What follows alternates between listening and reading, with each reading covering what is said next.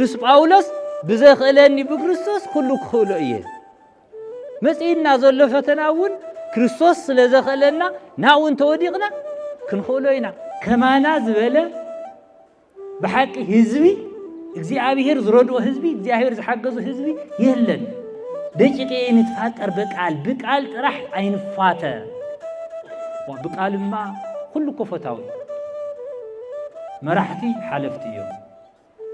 ህዝቢ ግን ነባሪ ታሪኽ ግን ነባሪ ቤተ ክርስቲያን ግን ነባሪት እያ ደቂ ሓንቲ ገዛ ደቂ ሓደ ወላዲ ደቂ ሓንቲ ቤተ ክርስቲያን ተጻልዮምስ እስቲ ወለዲ ዝወለድኹም ረአይዎም ወደቅኹም ከመይ ገይርኩም ኢኹም ተዳህሉ አይቴ ብሔራ ለጥበብ ብፁዕ አቦና አቡነ ዮሐንስ ናይ ፍሬምናጦስ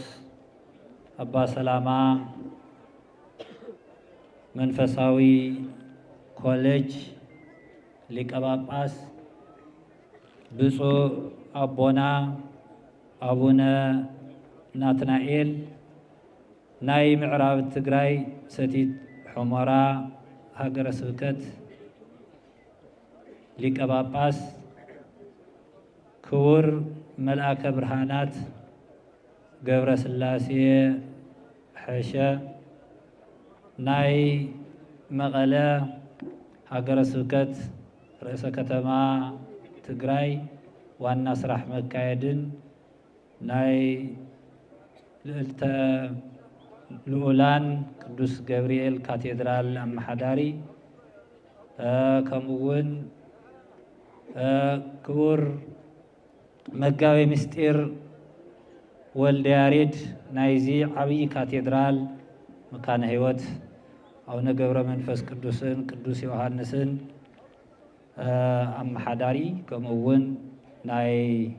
መቐለ ሀገረ ስብከት ስብከት ወንጌል ሓላፊ ክቡራን አጋሽ ኩልኩም በብማዕረግኩም ክቡር ቆሞስ አባ ዘመንፈስ ከምኡውን ክቡር ሊቀ ትጉሃን ለአከ ዝኸበርኩም ሊቃውንተ ቤተ ክርስቲያን ናይ አድባራትን ገዳማትን አመሓደርቲ ከምኡውን ምእመናን ነዚ ቅዱስ ቃል ዘስማዕኹምና ደቅና ቤት ትምህርቲ ሰንበት እውን አባላት ኩልኩም ብእግዚአብሔር አምላኽና ፍጹም ሰላም ከመይ ኣለኹም ከመይ ሓዲርኩም ከመይ ቀኒኹም ልዑለ ባሕሪ እግዚአብሔር ናይ ሰላም አቦ ናይ ፍቅሪ አቦ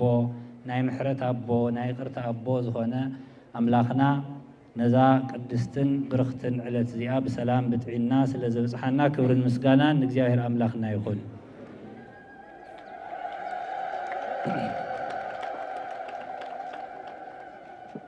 እንኳዕ ንቅዱስ አቦና ጻድቅ አቡነ ገብረ መንፈስ ቅዱስ በዓል ዕረፍት بسلام بتعينا أبصحنا أبصحكم هذا جزء علينا እግዚአብሔር نمسكنه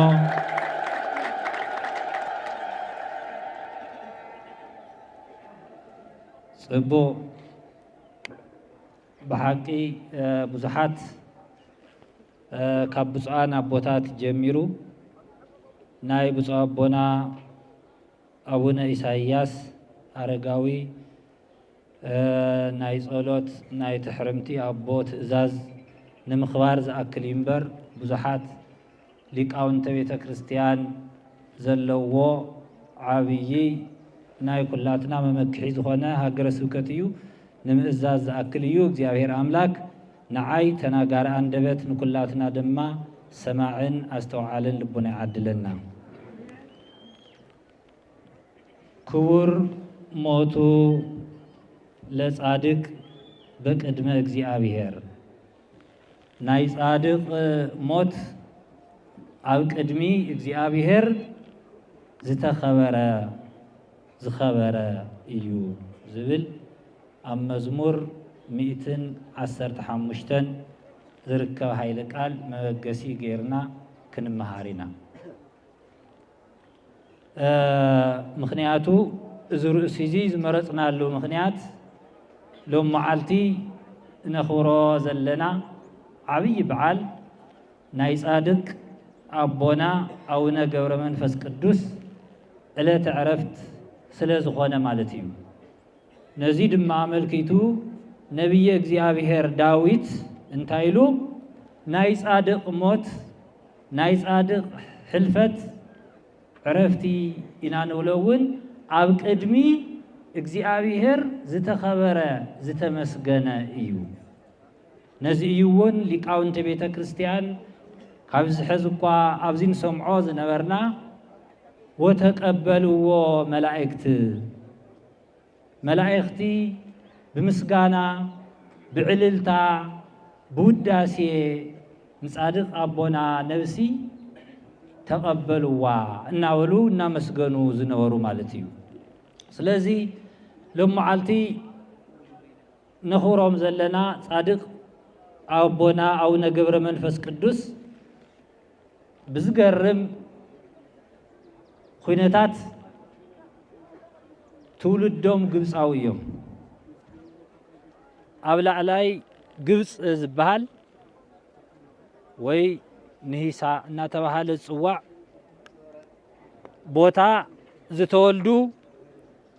ጻድቅ አቦና አቡነ ገብረ መንፈስ ቅዱስ ትውልዶም ግብፃዊ እዮም። ነገር ግን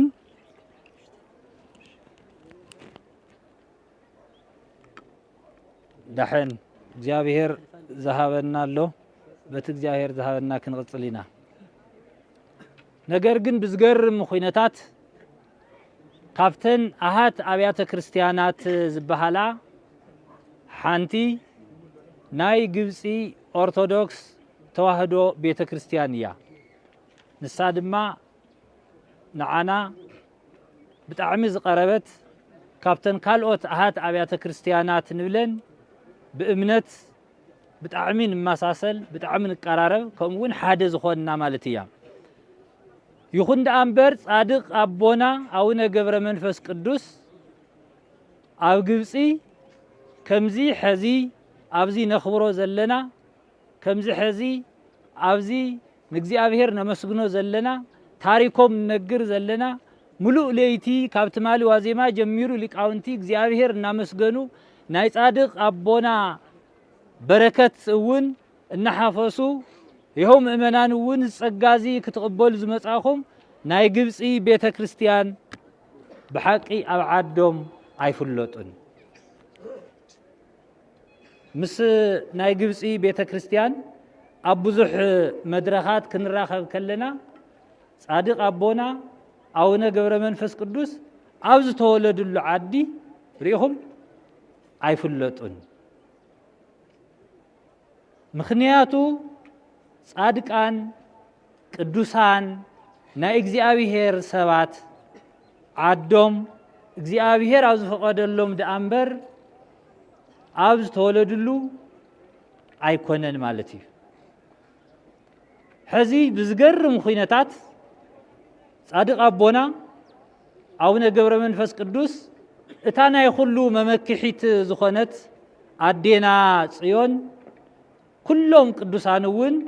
ዝምሕኩሑላ ኣንሕና እውን ዝንምክሓላ ዓለም እውን ብታሪኻ ዝፈልጦን ዝፈልጣን ዝምክሐላን ኩሎም ቅዱሳን ካብ ተስኣቱ ቅዱሳን ጀሚሩ እቶም ጠቕላላ ብዝናይ ቀደም ኣፀዋውዓ አብሲኒያ ወይ ኢትዮጵያ ኣብ ዝበሃል ዓዲ ዝመፁ ቅዱሳን ኩሎም መሰረቶም ትግራይ አክሱም እያ። ምክንያቱ ካብ ተስኣቱ ቅዱሳን ጀሚሩ ሕዚ እውን ናይ ጻድቅ አቦና አቡነ ገብረ መንፈስ ቅዱስ ታሪክ ክነግር ከለና ናይ ጽዮን ታሪክ ናይ አክሱም ታሪክ ናይ ትግራይ ታሪክ ከይነገርካ ምሕላፍ ኣይከኣልን። ምክንያቱ ዝመፅሉ ዓላማ ዝመፅሉ ምክንያት ቅድስቲ ዝኾነት ሃገር ቅዱስ ዝኾነ ህዝቢ ቅዱሳን ዝኾኑ መራሕቲ ነገስታት ዘለዋ ተባሂላ ትፍለጥ በሽዑ ማለት እዩ ብፍላይ ኣብዚ ኣብ ሰሜን ኢትዮጵያ ብፍላይ ድማ ኣብ ትግራይ ኣብ አክሱም መካነ ቅዱሳን ስለዝኾነት በዚ እዮም ጻድቕ ኣቦናውን ዋላ ኣብቲ ታሪኽ ብስፍሓት ደኣ ኣይጽሓፍ እምበር ዝመጽሉ ዓላማ ምኽንያት ነዚ እዩ ስለዚ ቅዱሳን ህዝቢ እግዚአብሔር ንምልኽ ህዝቢ ናይ ቅዱሳን ሰፈር ብምዃንና ብሓቂ ደስ ይበልኩም ደስ ይበለና እግዚአብሔር ስታመስግንዎ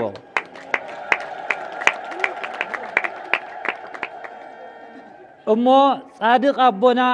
አቡነ ገብረ መንፈስ ቅዱስ ካብ አቦኦም ስምዖን አዲኦም ድማ አቅሌስያ ምስተወልዱ ብ13 ክፍለ ዘመን ማለት እዩ መብዛሕትኡ ዕድሚኦም ዘሕለፍዎ ኣብዙይ ኣብ ሃገርና እዩ ማለት እዩ ሪኢኹም ምኽንያቱ ሃገርና ሃገር እግዚአብሔር ስለ ዝኾነት ማለት እዩ ጠቕላላ ዕድሚኦም ድማ 562 ዓመት እዮም ነይሮም ሕዚ ናይ 562 ዓመት ታሪኽ ብሓደ ሰዓት ወይ ብ20 ደቂቃ ተነጊሩ ዝውዳእ ኣይኮነን ናይ ቅዱሳን ታሪኽ ንእሽተይ ቆንጢርና ካብቲ ታሪኮም ኢና ንነግረኩም ንምህረኩም ዘለና ጻድቕ አቦና አቡነ ገብረ መንፈስ ቅዱስ ታሪኮም ከም ዝነግረና ምስ ሰብ ጥራይ ዘይኮነስ ምስ እንስሳውን ተስማዕሚዖም ንእንስሳውን በረከት እናሃው ዝረገጽዎ ሁሉ ምግቢ ኮይኑ ዝነበሩ ቅዱስ ጻድቕ አቦ እዮም በዚ አጋጣሚ ብሓቂ ካብዚ አኳ ክንደይ ክንመሃር ይግባእ አንሕና ኣብዚ ዘለና ካልኦት እውን ዘየለዎ ኣብዚ ዘመንዚ ክርስቲያን አመንቲ ዝኾና ምስ ኣሕዋትና ምስ ኣሓትና ምስ ጎረቤትና ጠቕላላ ማሕበራዊ መነባብሮና እውን ብሰላም ምስ ሰብ ማለት እዩ ክሰምዕ ዝኽእል ክርዳእ ዝኽእል ፍቅሪ እውን ክህበካ ዝኽእል ሰብ ብእግዚአብሔር አርአያን ምሳሌን ዝተፈጠረ ሰብ ምንባር ኣብዩና ሪኢኹም ቅዱሳን ግን ከም ጻድቕ አቦና አቡነ ገብረ መንፈስ ቅዱስ ዝበሉ ምስ አናብስትን ምስ አናብርትን እዮም ዝነብሩ ነይሮም ማለት እዩ ሪኢኹም ሕዚ ኣብ ወፃኢ ዓለም ኣብዚ እውን ተጀሚሩ ክኸውን ይኽእል እዩ ኣይፈልጥን ናትና ሰባት ከይተረፉ ብጠቕላላ ሓበሻ ዝበሃል ማለት እዩ ምኽንያቱ ኩሉ ስለ ዘካትት እዩ ሓበሻ ዝብል ዘለኹ ትግራዋይ ኤርትራዊ ኢትዮጵያዊ ሁሉ ኣብ ወፃኢ ዓዲ እንስሳ ምዕባይ ጀሚሩ እዩ እንታይ ኸይብል መስለኩም ካብ ሰብሲ ዞም እንስሳ እዚኦም ይሓሹ ኸልቢ ድሙ እዚ ብተግባር ማለት እዩ ዝገርመኩም ንዓኣቶም ድማ ብዙሕ ዘድልዮም ነገር አለ ካብ ሳሙና ጀሚሩ መቸም ንዓኻቱም ክደንቆኩም ይኽእል እዩ ካብ ስኒ መጽረይ ጀሚሩ ክዳን እውን ዝኸድንዎም ኣለዉ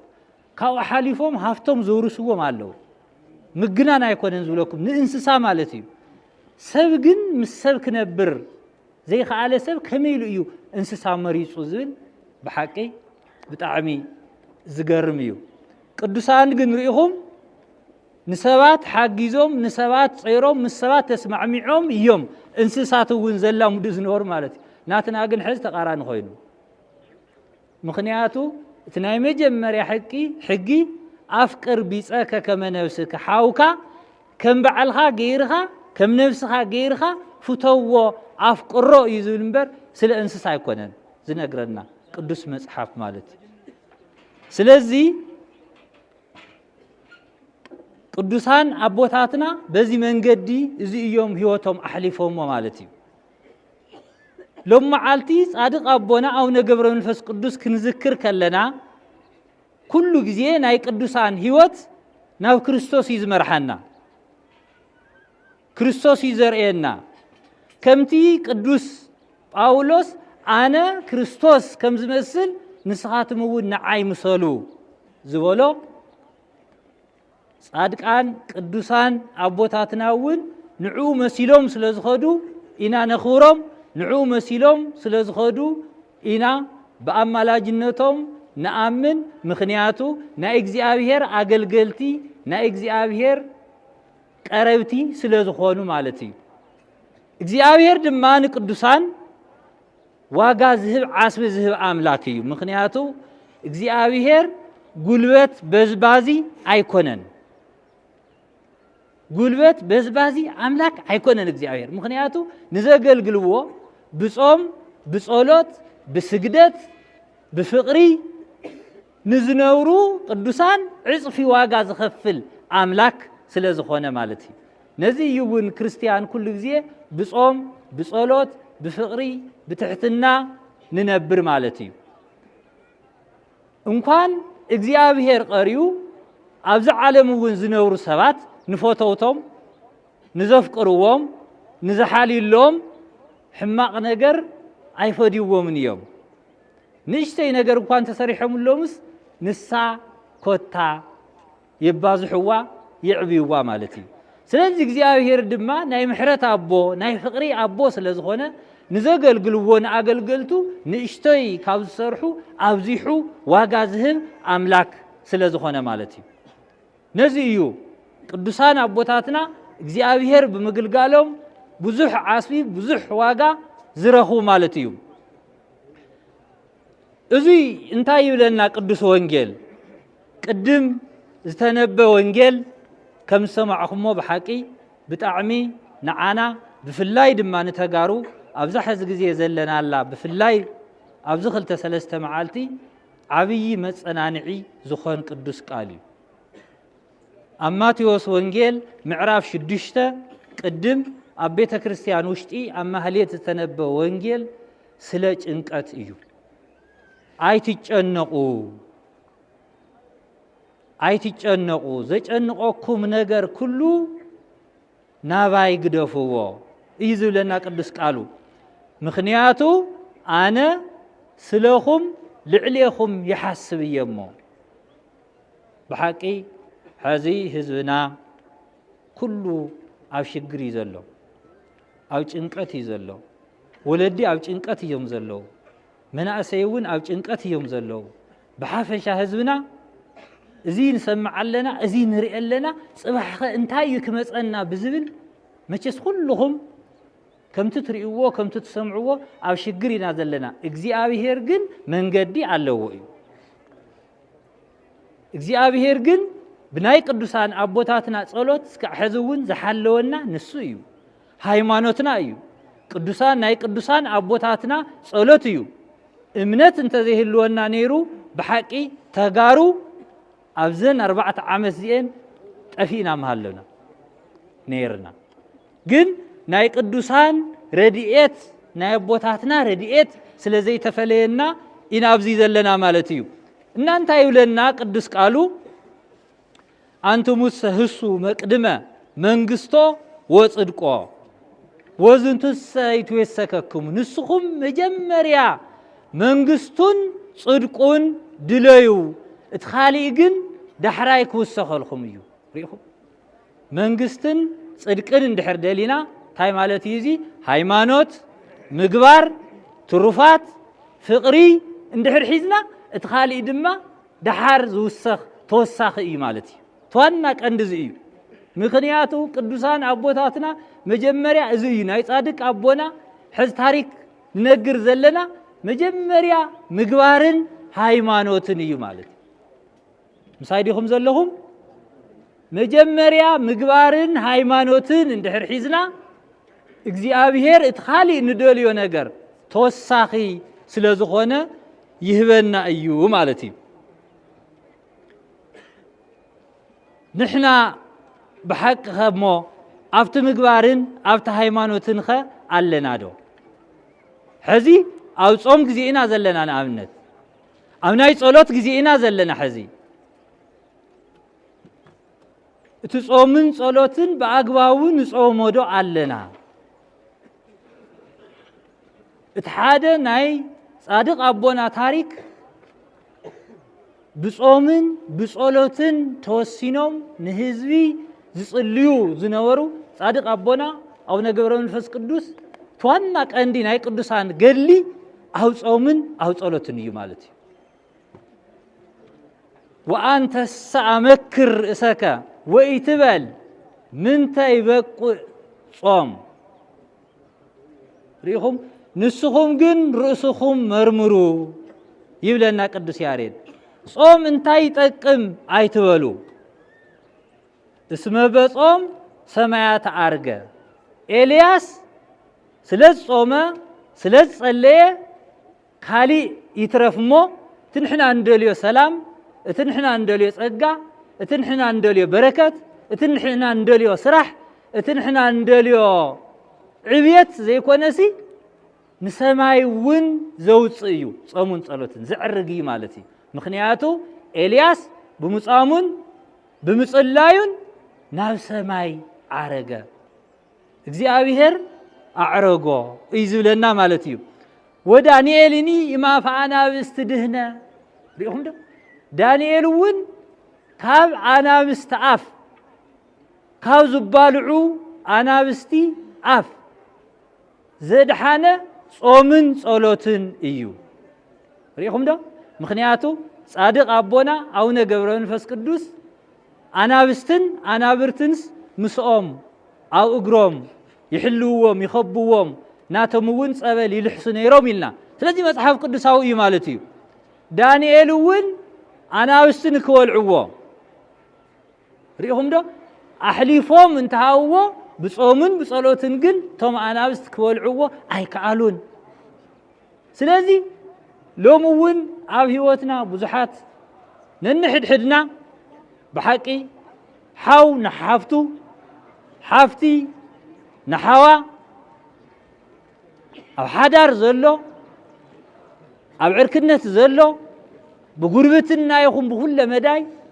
عن بسا خوين والله حاو نحافتو كندي على وستي كوحتكم زداليو ناو قدل كصرفكم زداليو كاسرحكم كفاناقلكم زداليو كندي أناوستي علو بيمندرو نايزياتهم أف زعاتو منيو صومن صلوتن يو مالتي ريخو سلازي صومن صلوتن ناي كل نجر مفتحي إيو مالتي أنحنا ونحزي بحقي أوس أجمينا زلنا أو شجرينا زلنا اليوم نزي تمساسالي زخون تقسي أو قدامي مصحف نجس معرف عسران شمونتن كاب قصري 16 كتري كلهم حدا تاريخ نركب مالتي ساول بزح نجر يلو مسجونقو جن نامن كيدو ناب نبي خيدو انتايلو فلسطيماويان يواغوني علو እግዚአብሔር ድማ رحيقني علو بنبيات كونه بحلمتات ون زرؤ ነገር ሲና አለሁ مخرني انتاي كغبر ይሉ ريهم كمزي زولو ነገስታት ጠፊኦም እዩ كمزي زولو ገዛእቲ ጠፊኦም እዩ ሕዚ ኣብ ሽግር ወዲቅና ዘለና ናብ አቦታት ዝኸዱ ናብ ብፃና አቦታት ምኽሪ ዝጥይቁ ናይ ሊቃውንት ምኽሪ ዝጥይቁ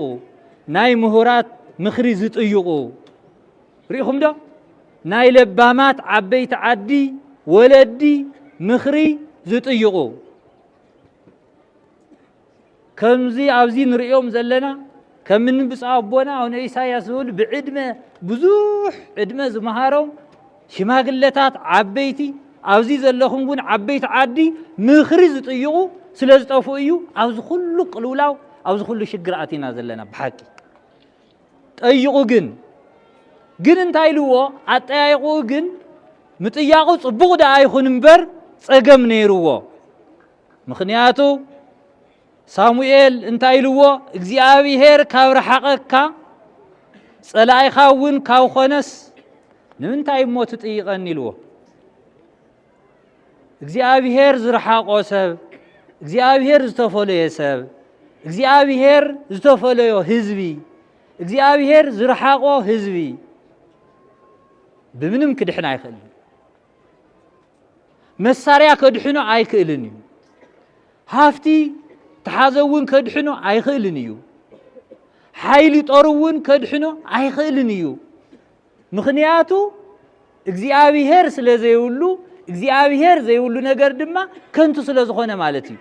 ስለዚህ ኩላትና ናብ እግዚአብሔር ኢና ክንወድቕ ዘለና እግዚአብሔር ኢና ክንሕዝ ዘለና ዝገርም ቃል እዩ እግዚአብሔር ካብ ረሓቐካ ጸላኢኻ እውን ካብ ኾነሲ ንምንታይ ኢኻ ትጥይቐኒ ልወት ነቢይ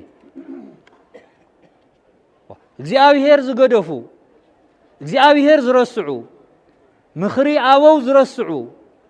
ታሪክ ወለዶም ዝረስዑ ሒዝካስ ከመይ ገይርኻ ትደልዮ ነገር ትረክብ ትኽእል ኣይትኽእልን ኢኻ ኣንሕና ግን ብሓቂ እግዚአብሔር ንኣምን ህዝቢ እግዚአብሔር ነኽብር ህዝቢ ቅዱሳን ንፎቲ ነፍቅር ህዝቢ ስለዝኾና እግዚአብሔር ኣይተፈለየናን እግዚአብሔር ኣይረሓቐናን እግዚአብሔር ምሳና ስለዝኾነ ድማ ካብ ብዙሓት ሃገራት ዝመፀ ሽግርን መከራን ይኸው ተፃዊርና ከምዚልና ሃይማኖትናን ባህልናን ታሪክናን ዓቂብናን ንኸይድ ኣለና እሞ ነዚ ዝገበረ እግዚአብሔር ነዚ ጸጋ እዚ ዝሃበ እግዚአብሔር ኣምላኽና ክብርን ምስጋናን ንዕኡ ይኹን እግዚአብሔር ይመስገን ስለዚ ቅዱስ ጳውሎስ እንታይ ኢሉ ኣብ ፊልጵስዩስ መልእኽቱ ምዕራፍ 4 ካብ ፍቕዲ 13 ብዘኽእለኒ ብክርስቶስ ኩሉ ክኽእሎ እየ እዚ ሓንቲ ግዜ ምሳይወሉ ብዘኽእለኒ ብክርስቶስ ኩሉ ክኽእሎ እየ ሪኢኹም ንቅዱሳን ዘኽእል ንቅዱሳን ዝመጾም ፈተናታት ሁሉ ክስዕሩ ዝገብር ፈተናታት ማሕለኻታት ከሓልፍዎ ዝገብር መን እዩ እግዚአብሔር እዩ ስለዚ እግዚአብሔር ስለዘኽእለና ድማ ብክርስቶስ ሁሉ ክንኽእሎ ኢና ክንደይ ኣብዚ ኣብ ማእኸልና እኮ ዘይከኣል ሕማም ፀይሮም ዝኸዱ ኣለዉ መን ስለዘኽኣሎም እዩ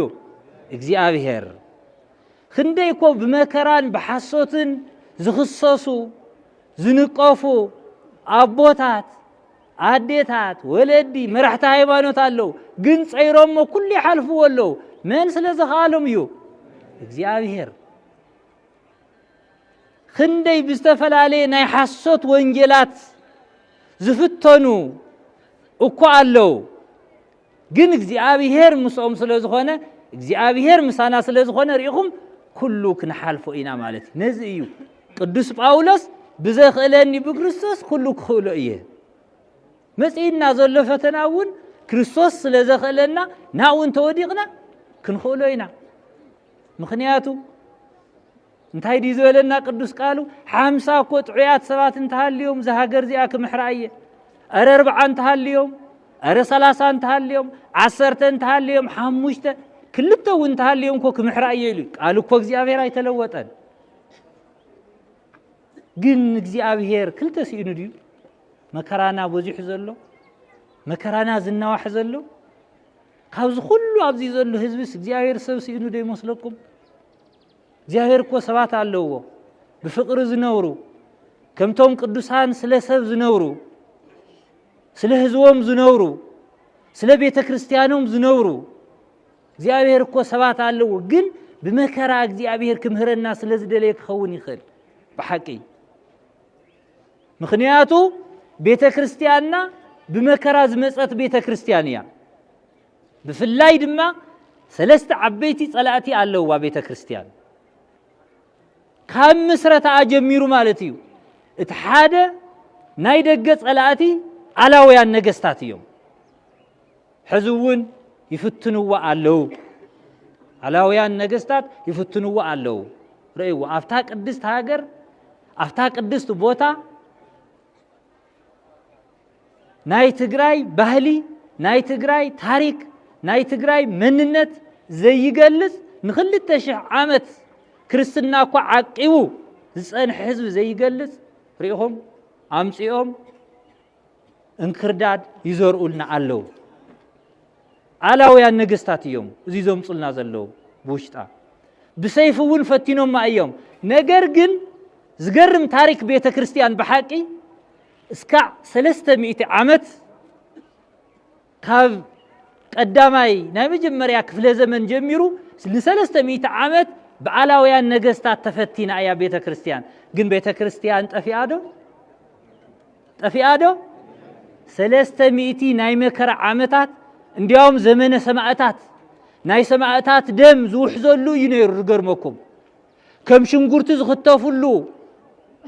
ከም እንስሳ ቆድኦም ዝግፈፉሉ ይነይሩ ቤተ ክርስቲያን ግን አሽዑ እንዲያውም ንዓበየት እያ ዝኸደት ክርስቲያንውን እናበዝሑ እዮም ዝኸዱ ምኽንያቱ እግዚአብሔር ምስቶም ቅዱሳን ስለዝነበረ ማለት እዩ እዚ አይጎዳኒ ቤተ ክርስቲያን ሪቁም ናይ ደገ ፈተና ናይ ዓላውያን ነገስታት አይጎዳኒ ቤተ ክርስቲያን ታይዳ ጎዲዋ ቤተ ክርስቲያን ድሕሪ ሳልሳይ ክፍለ ዘመን አብራብዓይ ክፍለ ዘመን ዝመጹ ከምኒ አሪዮስ ከምኒ መቅደኒዮስ ከምኒ ሰባሊዮስ ዝበሉ ድማ ናይ ውሽጢ ፈተና እዩ ቤተ ክርስቲያን ዝጎዳ ሪኹም ዶ ናይ ደገ ፈተና አይጎዳን ቤተ ክርስቲያን አይተኸፈለትን ቤተ ክርስቲያን አይጠፈአትን ናይ ምእመናን ቁጥሪ እናተሐርዱ ብንዲዮቅልጥያኖስ እናተሰየፉ ምንም አይቀነሰን ኮታስ በዝሐድ አንበር ድሓር ግን ሪኢኹም ድሕሪ ራብዓይ ክፍለ ዘመን ቤተ ክርስቲያን እናተዳኸመት መጸት ቤተ ክርስቲያን እናተኸፋፈለት መጸት አመንቲውን እናተኸፋፈሉ መጹ ብናይመን ብናይ ውሽጢ ጸላእቲ ናይ ቤተ ክርስቲያን ዝጎድዋ ጸላእቲ ናይ ውሽጢ ጸላእቲ እዚኦም ድማ መናፍቃን ሕዚ ቤተ ክርስቲያንናውን ብውሽጢ ጸላእቲ ትፍተን እያ ዘላ ኣብ ዓብይ ፈተና ኢና ዘለና ምእመናት በሐቂ አስተውዕሉ ብፍላይ መናእሰይ ኣብዚ ዝንሪኦኩም ዘለና እዚ ዝመስል ያሬዳዊ ዜማ ዘቅረብኩም ቤት ትምህርቲ ሰንበት አባላት መናእሰይ ተረከብቲ ሃይማኖት ተረከብቲ ዓዲ ሓሉ ቤተ ክርስቲያን ኣብ ከቢድ ፈተና እያ ዘላ ኣብ ውሽጢ ኣትዮም ይፍትንዋ ኣለዉ እዮም ናይ ደገ ጉህድ እዩ ቤተ ክርስቲያን ናይ ደገ ፈተና ብግልፂ እያ ትምክቶ ናይ ውሽጢ ፈተና ግን ከቢድ እዩ ነዚ ኢና እውን ብሓቂ ኩላትና ክንጽሊ ዘለና ማለት እዩ ስለ ህዝብና ክንጽሊ ዘለና ስለ ቤተ ክርስቲያንና ክንጽሊ ዘለና ከም ቅዱሳን አቦታትና ከም አቡነ ገብረ መንፈስ ቅዱስ እዚ ህዝብ እዚ ካብ ተጥፎስ ንዓይ አጥፋአኒ ይኹም ቅዱስ አቦና ሙሴውን አኦሪት ዘጸአት ምዕራፍ 32 እምትጽዮሙ ለእሉ ህዝብ ጠስየኒ መጽሐፈ ህይወት ህዝብኻ ክብድሉ ከለው ዞም ህዝብ እዚኦምሲ እስራኤላውያን ንዓቶም ካብ ተጥፍሲ ንዓይ ካብ ህይወት መጽሐፍካ ካብቲ ናይ ታሪክ መጽሐፍካ ደምስሰኒ ዝበለ ቅኑዕ መራሒ ሙሴ እዩ ስለዚህ ንሕናውን ካብ ቤተ ክርስቲያንና ትጠፍእ ካብ ህዝብና ክጠፍእ ካብ ታሪክና ክንጠፍእሲ ንዓና አጥፍእ እናበሉ እዮም ጻና አቦታት ክቡራን ሊቃውንቲ ዝጽልዩ ዘለው ኣብዚ ከምዚ ዓይነት ነገሪናውን ዘለና ማለት እዩ ስለዚህ እግዚአብሔር አምላክ ንቅዱሳን አቦታትና ዝረድአ ንዓናውን ክረድአና እዩ ናይ ጻድቃን ናይ ቅዱሳን ጸሎት ድማ ኩሉ ጊዜ ምሳና እዩ አሎ እዩ ነገር ግን አንሕና ደቂስና አይኮነን ንድቅሰሉ ጊዜ አይኮነን በሐቂ ምክንያቱ ናይ ቅዱሳን ጸሎት ንክሕግዘና ንሕናውን ክንነቅሕ ኣለና ክንጽሊ ኣለና ክንጸውም ኣለና ናብ እግዚአብሔር ክንምለስ ኣለና ከም ህዝብውን ዝበደልናዮ እንተሃልዩ ብሔራዊ ዕርቂ ክንገብር ኣለና ንምንታይ ኢና በቢ ዘመኑ እዚ ኩሉ መከራ ዝበጽሐና ዘሎ ኢልና ጠይቅና ንፈልጥ እሞ ብናይ ባዕልና ድኽመት እግዚአብሔር ሓይሊ እናሃበና እግዚአብሔር ጥበብ እንሃበና እግዚአብሔር ሞገስ እንሃበና بزلوا كلهم بيمان يكون بسقام እግዚአብሔር ጸጉ አብዚዮ ተፈራሕት ገይርና እናሃለ ምሰሸነፍና ብናይ በዓልና ተሸነፍት ንኸውን ዘለና ንምንታይና አነ በሐቂ ይሐስብሞ ምናልባች ቶም አቦታትና ቶም ዝሓለፉ ቅዱሳን ነገስታት ቶም ዝሓለፉ ቅዱሳን አቦታት ዶ ዝበልዎ ነገር ይህሊ ተቀየምዎ ነገር ይህሊ ዘጥፋናዮ ዝበደልናዮ በወለድና ዶ ይህሊ ኢልኻውን ምሕሳብ ኮይድልዩ አድላይ እንተ ኮይኑ ቅዱሳን እኮ ታሪኮም አይሞትን አመቃብሮም ኸይድኻውን ጸሎት ልመና ይቅርታ ምጥያቅ ይድልዩ ንምንታይና ከምዚ ንኸውን ዘለና ኣብ ታሪክና መብዛሕቱ ጥቅዓት መብዛሕቱ ሽንፈት ዝበፅሐልና ብባዕልና ተሪናዮ ማለት እዩ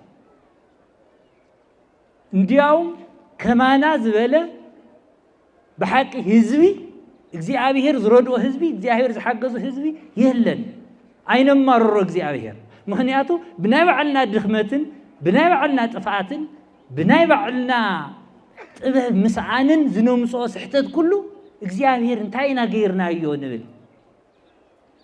ንሓትቲና ብዙሕ ግዜ እግዚአብሔር እንታይና ገይርናዮ እግዚአብሔር አይኮነን እኮ ሕዚ ኩሉ ሽግር ንኣትዮ ዘለና እግዚአብሔር ዝገበሮ ዶ ይመስለኩም ዓይንና እናርአየ ዝንፈልጦም ሰባት መራሕትና ደቅና ኣሕዋትና ሕዚ እኮ ብጣዕሚ ዘሰክፍ ኣብ ዘሰክፍ ሁነታት ኮይና ዘለና ኣይንሸፋፍኖም እሞ ብሓቂ እምተሰዓቱ ቅዱሳን ዘፅለለት ትግራይስ ናውነ ገብረ መንፈስ ቅዱስ ዝተቀበለት አክሱም ትግራይስ ሕዚ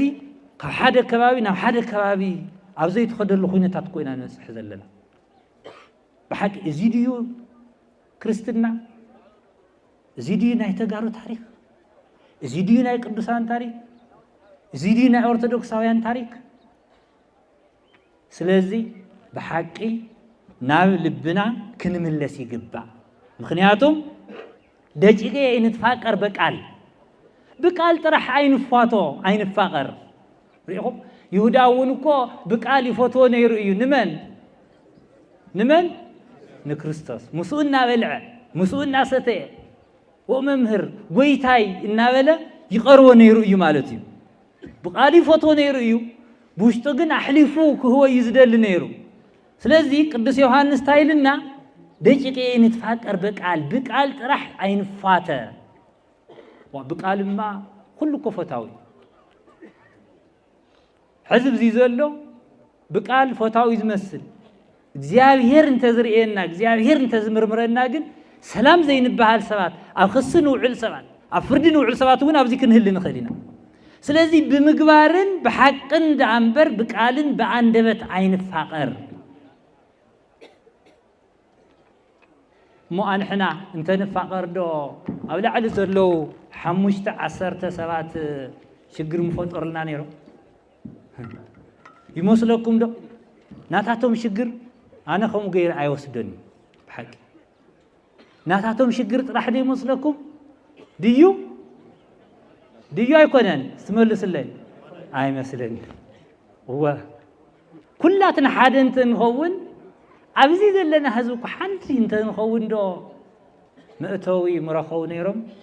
ግን ኩላትና ከም ህዝቢ ስሒትና ኢና እዚ ኣድሚት ገይርና እዚ ይቅርታ እንድሕር ተቐቢልና እዚ እንድሕር ኣሚንና ኢና መዋፅእቲ ንረክብ ክንድሕን እውን ንኽእል ብሓቂ ማለት እዩ ኣብዚኣ እኮ ሕዚ ብዙሕ ግዜ ኣብዚ መቐለ ሃገረ ስብከት ብጣዕሚ ደስ ዝብለኒ ዝፈትዎ እውን ኩሉ ግዜ ምህላ ኣሎ ኩሉ ግዜ ጸሎት ኣሎ تزعرفوا له بزي قدوس جبريل لقلت الأولان كل جزء نجوه صلاة يكبري بتعمزي زحجوسيو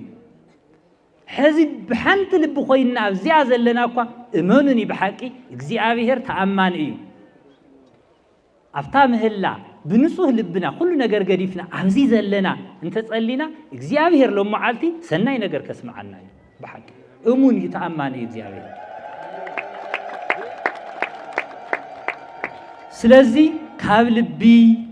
إجزابير نجار قلوا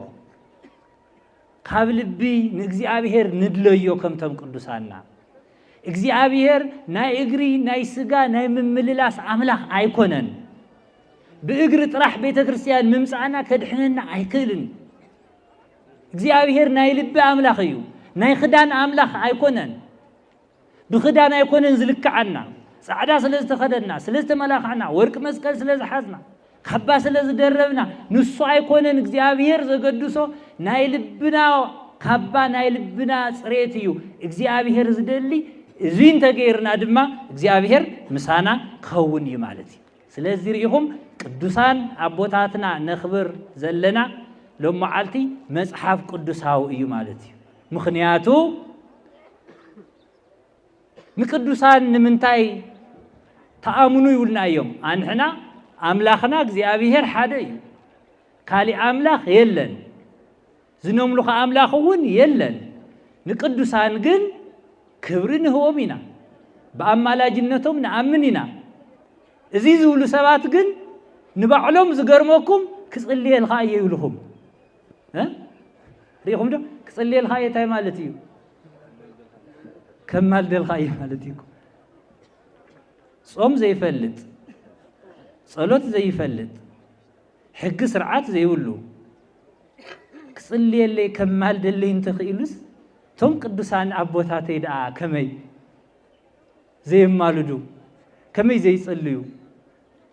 ريخم ده كبري زي يقولهم تاريخ زي يقولهم سلازخون يوم مصحف قدس بعلوون إجزابير بعلو انت دا صديقو زمرصهم سبات زقاومهم منيو زبلنا رومية شمانت ريخم ده إجزابير زصدقهم زقاومهم منيو يلن إجزابير زخور زقاومهم لديو يلن إجزابير زفوتو صلو لديو كلي خلي نقرقن واقعي لهم كنتيو سلازي إجزابير زحاريهم إجزابير زمرصهم إجزابير زصدقهم سبات مانن كوكننهم عيخلني اندياهم دحرايون أب 10 تخلته نجد إسرائيل عبت منبر كوينهم كم زفردو يزنقرنا قدوسان كم زفردو يزنقرنا مالتي ريهم سلازي بيت كريستياننا تاريكا توفيتا كل حليات خيد زلا بزي مغنياتي مالتي مو أنحنا قدوسان يمالودنا قدوسان كوران يوم إجزابير أخبير وميو إجزابير حاري وميو إجزابير مريس وميو نعناون يمالدنا أيوم نا إجزابير قربتي عقلقلتي سلازخونينا نولنبر نفطران نملخ أيكونان أرثوذكساويان أملاخنا إجزابير حدي بجكاي خالي أملاخ أيتاملخ زبل أملاخ ونسيو سلازي إزي فليتنا إنا أملكوت إجزابير ونكن فتصم زلنا مالتي يمو بحقي إجزابير أملاك نهزبنا نهاجرنا نايتون قدوسان أبوتاتنا صلوتن بركتن أب هيوتنا يحدر أب هزبنا زرعي زلو أب لعل هزبنا أنصلالي زلو شجرن مكرانون بناي قدوسان أبوتاتنا صلوت إجزابير كاب هزبنان كاب هاجرنان يرحقلنا قدس بيت كريستياننا ون أب خبيد فتنا أب خبيد شجر إيازلامو كمتا ناينوه مركب مسشومنته نفسات كابتي نايت إفعات ماي زد حانة إجزابير أملاكنا أب هزبنا أب كبابينا أب هاجرنا أب بيت كريستياننا زلو فتناون إجزابير أملاكنا يرحقلنا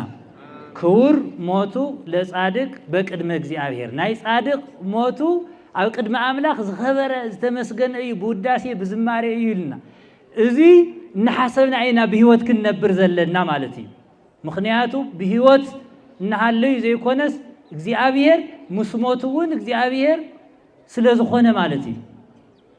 بهيوتنا علنا فتنان تبزحنا بهيوتنا علنا مكران تبزحنا ነገር ግን በሃይማኖትን በመግባርን ድሕር ጸኒዕና እግዚአብሔር ይخبرنا نزل عالم مسؤول نبر أما منجست سمايات مسؤول نبر ينامو بحقي ناي كل مأسري فقري سلازخونه عبزي وقت زي تفتير زلو شجرن مكران أبجن الزابي أبجمت وشتي أتينا ننحد حدنا نفقر مرحتي حلفتي يوم حزب جن نباري تاريخ جن نباري بيت كريستيان جن نباري تيا